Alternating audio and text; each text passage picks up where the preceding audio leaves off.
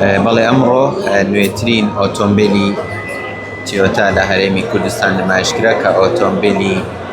ڕاپۆرت مۆدێل 2026 ئەوەی کە لە دیمەنەکاندا دیارە ئۆتۆمبیلە بە